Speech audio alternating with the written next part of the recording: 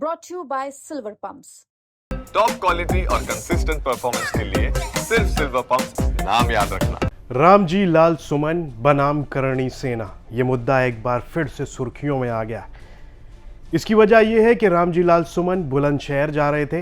रास्ते में अलीगढ़ पड़ा, जहां पर एक गबाना नाम का टोल है। वहां पर टायर फेंक दिए गए उनके काफिले में मौजूद गाड़ियों पर।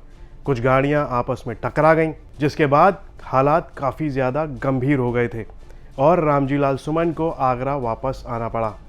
असल में रामजी लाल सुमन बुलंदशहर जा रहे थे। हाल ही में कुछ दलित लोगों के ऊपर थार गाड़ी चढ़ा दी गई थी, जिसके बाद वो दलित परिवारों से मिलने के लिए बुलंदशहर जा रहे थे।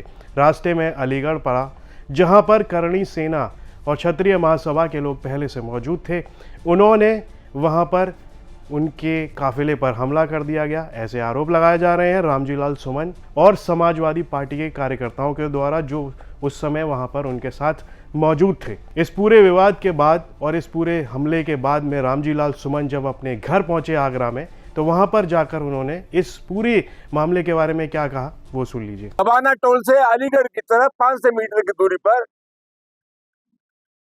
तथाकथित करणी सेना के लोग वहां घात लगाए बैठे थे। हमारे और हमारे साथी जो गाड़ियों में थे, उन पर ईंट पत्थर फेंके गए, टायरों से हमला किया गया, कई गाड़ियां क्षतिग्रस्त हुई और मैं आज अस्वस्थ हूं कि हमारे ऊपर ये जानलेवा हमला था।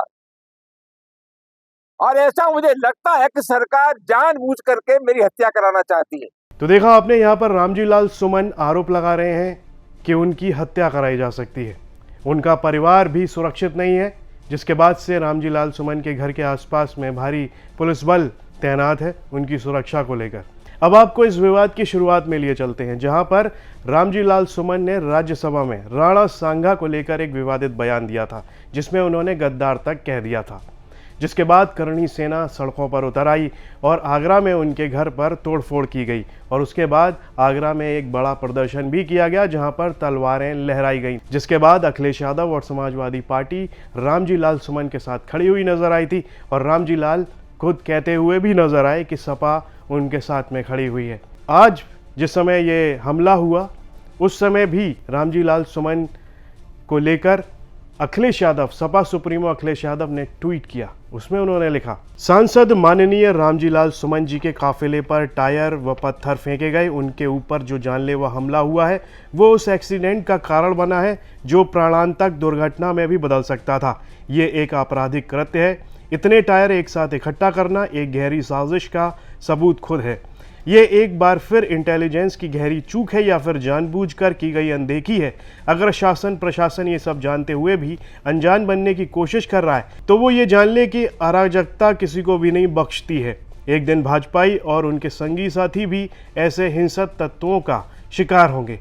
ऐसे में एक सांसद के ऊपर हुए जानलेवा हमले का संज्ञान लेने वाला कोई है या फिर पीडीए का सांसद होने के कारण वर्चस्ववादियों की सरकार शर्मनाक चुप्पी साधकर भूमिगत हो जाएगी।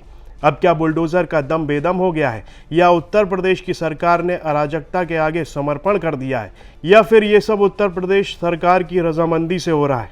घोर घोर घोर निंदनीय। पीडीए कहे आज का, नहीं चाहिए भाजपा। अखिलेश यादव का ये ट्वीट कई सारे सवाल खड़े करता है कि अब आने वाले दिनों में क्या होगा। करणी सेना और रामजी लाल सुमन के बीच ये जो विवाद जारी है, अब ये किस मोड़ की ओर जाएगा। लेकिन जब ये बवाल हुआ, उसके बाद पुलिस भी एक्शन मोड में नजर आई है।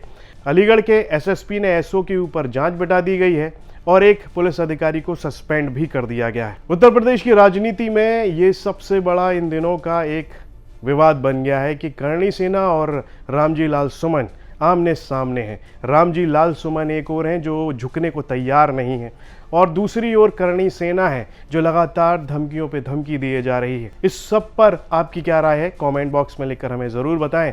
और यूपी से जुड़ी हुई तमाम खबरों को देखने के लिए देखते रहिए यूपी तक।